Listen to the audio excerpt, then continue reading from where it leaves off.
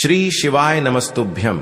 हर हर महादेव। दोस्तों, आप सभी लोग जानते हैं कि 1 जनवरी 2025 बुधवार को पड़ रही है पौष महीने की द्वितीया तिथि, जो बहुत ही खास है। और दोस्तों, ये वो द्वितीया तिथि है जो पौष महीने में बुधवार को पड़ रही है, तो इस दिन का महत्व और भी अधिक बढ़ जाता है।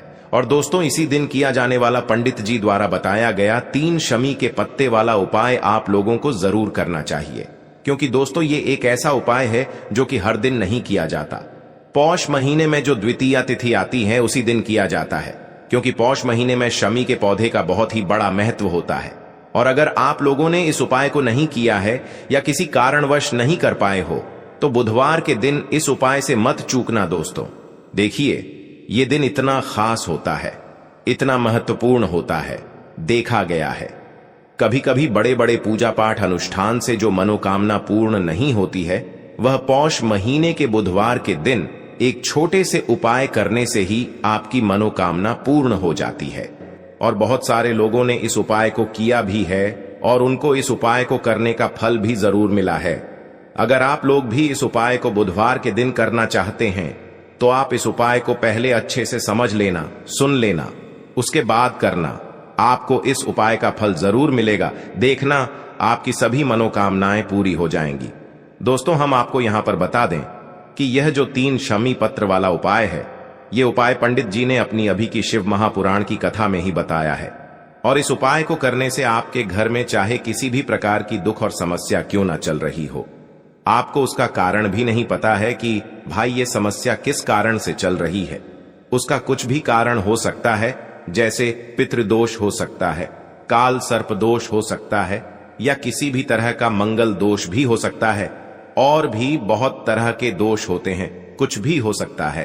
पर आपको इस उपाय को करने के लिए अपने दोष को पता लगाने की भी जरूरत नहीं है। आपके घर में किस कारण से इतनी दुख और परेशानी आ रही है, वह भी आपको पता लगाने की जरूरत नहीं है। बस बुधवार के दिन इस उपाय को कर लेना, क्योंकि इसी एकमात्र उपाय को करने से आपके पूरे घर परिवार में सुख और शांति हो जाएगी। आपके घर में अच्छे अच्छे काम होने लगेंगे। आपकी जो भी मनोकामना होगी वह भी धीरे धीरे करके पूर्ण होना शुरू हो जाएंगी।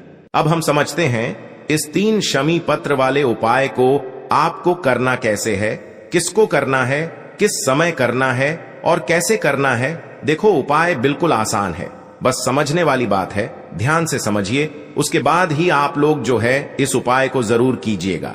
लेकिन उससे पहले जो भी मेरे भाई, मेरी प्यारी बहनें आज चैनल पर पहली बार आए हैं या मेरी आवाज आज पहली बार सुन रहे हैं, अगर आप भी महादेव के सच्चे भक्त हैं तो वीडियो को लाइक और चैनल को सब्सक्राइब जरूर कर लें और कमेंट बॉक्स में लिखे हर हर महादेव, जय मां लक्ष्मी। अब सबसे पहली चीज हम लोग ये समझते हैं कि इस 3 शमी पत्ते वाले उपाय को इस बुधवार के दिन किसको करना है। तो देखिए, इस उपाय को घर के सभी सदस्यों को करने की बिल्कुल भी जरूरत नहीं है। घर में से कोई एक मुख्य बड़ा सदस्य ही इस उपाय को करेगा, तो उस घर परिवार के सभी सदस्यों को इस उपाय को करने का फल मिल जाएगा। पर वो बड़ा सदस्य कौन होगा, कौन व्यक्ति इस उपाय को करेगा? तो यहां पर देखिए, हम आपको बता दें, घर की जो बड़ी माताएं बहनें होंगी, घर की बड़ी माताओं बहनों में से कोई भी एक माता बहन इस वाले उपाय को कर सकती है। अपने पूरे घर परिवार के लिए घर में सभी सदस्यों को इस उपाय को करने की जरूरत नहीं है। मात्र घर की जो बड़ी माताएं बहनें हैं, उनमें से कोई भी एक माता बहन इस वाले उपाय को करेगी, तो उसके घर परिवार के पूरे सदस्यों को इस उपाय का फल मिलेगा। अगर किसी कारणवश माताएं बहनें घर में उपस्थित ना हो या वो इस उपाय को ना कर रही हो, कुछ दिक्कत हो, तो भाई उस जगह पर फिर घर का कोई बड़ा व्यक्ति भी इस उपाय को कर सकता है। माताओं बहनों के कहने का मतलब यह था कि माताएं बहनें घर की लक्ष्मी होती है। जब घर की लक्ष्मी कोई उपाय करती है तो निश्चित ही भगवान शिव जी बहुत जल्दी प्रसन्न होते हैं और उपाय का फल में बहुत जल्दी और बहुत बड़ा करके भी यहां पर देते हैं। तो आप लोग ये बात समझ गए होंगे। अब हम ये बात समझते हैं, इस वाले उपाय को हमें करना किस समय है। 3 शमी पत्ते वाले उपाय को हमें इस बुधवार के दिन करना किस समय है। तो देखिए, इस उपाय को करने का जो समय है, सुबह का समय है। अब देखिए, यहां पर हम मुख्य रूप से शाम का समय नहीं बोलेंगे, क्योंकि देखिए, ये जो बुधवार की तिथि है और आप सभी लोग जानते हैं इसका सुबह का जो समय होता है ना, इस दिन भगवान शिव और माता पार्वती जी, माँ लक्ष्मी का सबसे प्रिय दिन होता है। तो आप लोग इस 3 शमी के पत्ते उपाय को सुबह के समय में कर सकते हो। देखो, अगर सुबह करोगे तो आप 8 बजे से 11 बजे के मध्य इस उपाय को कर सकते हो। और देखो, अगर शाम के समय कर रहे हो तो इस दिन जरूर शाम के समय का ध्यान रखना कि रात के 6 बजे से लेकर 7 बजे के बीच में अगर आप इस उपाय को कर सकते हो तो बिल्कुल कर लेना, पूरी कोशिश करना, आपको उपाय का फल जरूर मिलेगा। ये बात आपको समझ आ गई। अब बात करते हैं उपाय की। तो देखिए, आज के इस पूरे वीडियो में हम आपको 3 से 4 महा उपायों के बारे में बताएंगे। तो वीडियो को आपको पूरा अंत तक देखना है। देखिए, पहला और दूसरा उपाय बहुत ही खास है और तीसरे उपाय को करने से जो आपका अटका हुआ पैसा है, आपका जो अटका हुआ धन है, जो आपको मिल नहीं रहा है, तो वो आपको प्राप्त होगा और आपकी सारी समस्या समाप्त हो जाएगी और आपकी सारी मनोकामनाएं परिपूर्ण होगी। तो चलिए, सबसे पहले हम जान लेते हैं पूज्य गुरु जी द्वारा बताए गए पहले महा उपाय के बारे में। इस उपाय के लिए सबसे पहले तो आपको मात्र 3 शमी पत्र लेने होंगे। इसी के साथ में आपको मात्र थोड़ा सा शहद लेना है। शहद आप मात्र 1 चम्मच या फिर उससे भी कम लें और इसी के साथ में आपको मात्र एक तांबे के पात्र के अंदर अपने घर से शुद्ध जल लेना है।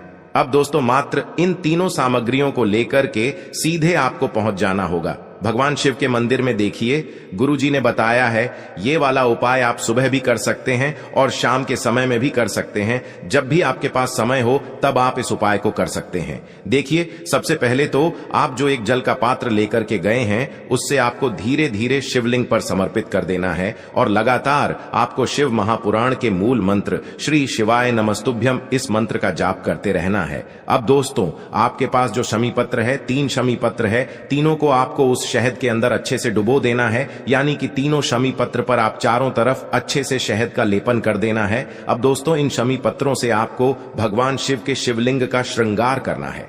यानी कि आपको एक शमी पत्र शिवलिंग के ऊपर रख देना, ये दूसरा शमी पत्र आपको शिवलिंग के दाएं तरफ रख देना है और तीसरा शमी पत्र आपको शिवलिंग के बाएं तरफ चिपका देना है। यह बात हमेशा ध्यान रखना कि डंडी का जो भाग होगा वो जलाधारी की तरफ रहेगा। इस प्रकार से आपको इन तीनों शमी पत्रों से भगवान के शिवलिंग का श्रृंगार करना है और लगातार आपको श्री शिवाय नमस्तुभ्यम या फिर ओम नमः शिवाय, इस मंत्र का जाप करते रहना है। उसके बाद में फिर आप जिस भी मनोकामना के लिए उपाय कर रहे हैं, चाहे आप धन की प्राप्ति के लिए ये उपाय कर रहे हैं, तो उससे आपको महादेव से परिपूर्ण करने के लिए प्रार्थना कर लेनी है। या फिर यदि आप व्यापार के लिए कर रहे हैं, अपनी नौकरी के लिए इस उपाय को कर रहे हैं, या फिर अपने संकटों को समाप्त करने के लिए यह उपाय कर रहे हैं, तो जो भी आपकी मनोकामना है उससे महादेव से परिपूर्ण करने के लिए आपको बोल देना है और फिर आपको वापस अपने घर आ जाना है। पूज्य गुरु जी कहते हैं कि यदि आप इन शमी पत्र से और वो भी बुधवार के दिन शिवलिंग का श्रृंगार करते हैं, तो महादेव आपकी जो प्रार्थना है उसे बहुत ही शीघ्रता से स्वीकार करते हैं और आपकी सब मनोकामनाएं पूर्ण होने लगती हैं और महादेव आपकी जिंदगी को भी सिंगार देते हैं। चलो अब बात करते हैं हमारे दूसरे उपाय की तरफ। देखो, इस उपाय के लिए आपको लेना है एक गोल बाती का दीपक। आप चाहें तो मिट्टी का ले सकते हैं या फिर घर से शुद्ध आटा मढ़कर उसका दीपक आप तैयार कर सकते हैं। इसके बाद आपको लेना है शुद्ध गाय का घी। अगर वो नहीं है तो कोई भी देसी घी इस्तेमाल कर सकते हैं, जिससे आपको दीपक प्रज्वलित करना है। देखो, अब ये सब सामग्री लेकर आपको जाना है प्रदोष काल में आपके घर पर तुलसी जी के घेरे के पास में। देखो, ये उपाय तो आपको अवश्य करना है। देखो, वहां पहुंचकर सबसे पहले वो दीपक आपको प्रज्वलित कर देना है और ओम नमो भगवते वासुदेवाय नमः का 11 बार जाप करना है। उसके बाद आपको अपने सीधे हाथ में थोड़ी हल्दी लेकर उस दीपक में अपना नाम और गोत्र बोलते हुए डाल देना है। उसके बाद माता लक्ष्मी से आपको प्रार्थना करना है कि हे महालक्ष्मी, हमारी सभी दुख तकलीफों को दूर करो। हे महादेव, हमारे सब दुख कष्टों को खत्म करो। इस भावना से आपको ये उपाय करना है। चलिए अब बात कर लेते हैं दूसरे उपाय की है। देखिए, इस उपाय के लिए आपको मात्र 5 हरे मूंग के दाने ले लेना। हरे मूंग के दाने आपको साबुत लेने हैं, खंडित नहीं होने चाहिए। इस बात का ध्यान रखें और इसी के साथ में आपको एक तांबे के पात्र के अंदर अपने घर से शुद्ध जल ले लेना है। अब दोस्तों, इन सभी सामग्रियों को लेकर के आपको सीधे पहुंच जाना है भगवान शिव के मंदिर में। देखिए, इस उपाय को भी आप सुबह भी कर सकते हैं और शाम के समय में भी कर सकते हैं। देखिए, भगवान शिव के मंदिर में पहुंचने के बाद आपके पास जो 5 हरे मूंग हैं, उनमें से पहला जो हरा मूंग है, आपको शिवलिंग के सामने जो नंदी महाराज होते हैं और उनका जो पैर उठा हुआ होता है, वहां पर आपको पहला हरा मूंग समर्पित कर देना है और आपको ओम नमः शिवाय इस मंत्र का जाप कर लेना है। फिर आपको दूसरा हरा मूंग लेना है और शिवलिंग पर जो श्री गणेश जी वाला स्थान होता है, वहां पर आपको यह दूसरा हरा मूंग समर्पित कर देना है। यानी कि शिवलिंग के सीधे तरफ आपको यह दूसरा हरा मूंग समर्पित करना है और फिर आपको ओम नमः शिवाय या फिर श्री गणेशाय नमः इस मंत्र का जाप कर लेना है। तीसरा हरा मूंग का दान आपको भगवान शिव की सबसे प्रिय पुत्री माता अशोक सुंदरी वाले स्थान पर समर्पित करना होगा। शिवलिंग की जो जलाधारी होती है, जहां से जल बह करके आता है, उसी जलाधारी के बीच में जो कहीं कहीं उठी हुई लाइन होती है सांप की आकृति के रूप में, वहीं पर आपको तीसरा हरा मूंग समर्पित करना है और फिर आपको ओम नमः शिवाय इस मंत्र का जाप कर लेना है। अब दोस्तों, चौथा जो हरा मूंग है, उसे आपको भगवान कार्तिकेय जी का जो स्थान होता है शिवलिंग पर, वहां पर आपको ये चौथा हरा मूंग का दाना समर्पित कर देना है और आपको ओम नमः शिवाय इस मंत्र का जाप कर लेना है। अब दोस्तों, आपके पास जो 5वां और अंतिम हरा मूंग बचा हुआ है, उससे जल के पात्र के अंदर डाल देना है और इस हरे मूंग से युक्त जल से आपको भगवान शिव के शिवलिंग का अभिषेक कर देना है। जल आपको बिल्कुल धीरे धीरे समर्पित करते जाना है और लगातार आपको शिव महापुराण के मूल मंत्र श्री शिवाय नमस्तुभ्यम इस मंत्र का जाप करते रहना है। फिर आपको शिवलिंग के सामने बैठकर, यदि आप अपने बच्चों के लिए ये उपाय कर रहे हैं, यदि आप अपने बच्चों की बुद्धि, ज्ञान और विवेक के लिए उपाय कर रहे हैं, तो उसके लिए आपको प्रार्थना कर लेनी है, या फिर व्यापार में वृद्धि करने के लिए ये उपाय कर रहे हैं तो उसकी कामना करते हुए आपको प्रार्थना कर लेनी है, या फिर अपनी नौकरी के लिए कर रहे हैं, या फिर अपने इंटरव्यू के लिए, या फिर धन की प्राप्ति के लिए कर रहे हैं। जिस भी कामना के लिए आप उपाय कर रहे हैं, उसे परिपूर्ण करने के लिए आपको महादेव से प्रार्थना कर लेनी है और फिर आपको वापस अपने घर आ जाना है। पूज्य गुरु जी ने कहा है कि जो भी व्यक्ति इस उपाय को कर लेता है, तो यकीन मानिए आपके जीवन की जो सारे संकट, कष्ट और बाधाएं ही वो सभी समाप्त होंगे। अब हम बात कर लेते हैं तीसरे उपाय की। देखिए, इस उपाय के लिए आपको 2 दीपक लेने होंगे। दोनों ही दीपक आप मिट्टी के भी ले सकते हैं और दोनों ही दीपक आप शुद्ध आटा मढ़कर उनके भी तैयार कर सकते हैं।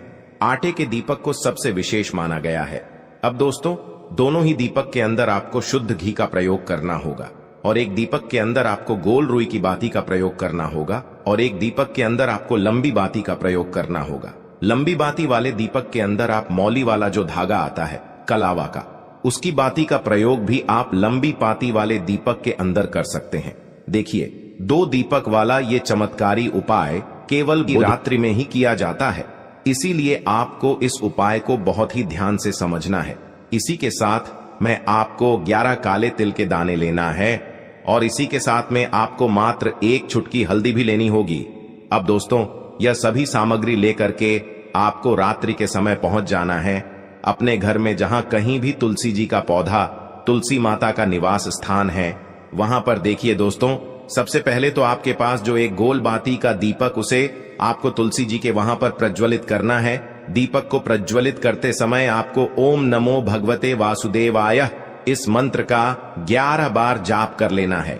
अब देखिए दोस्तों, आप जो 11 काले तिल के दाने लेकर के आए हैं, उन्हें आपको अपने सीधे हाथ में रखना है और जो आपने गोल बाती वाला दीपक प्रज्वलित किया है माता तुलसी जी के वहां पर, उसके ऊपर से आपको इन 11 काले तिल को घाटी की दिशा में घुमाना है।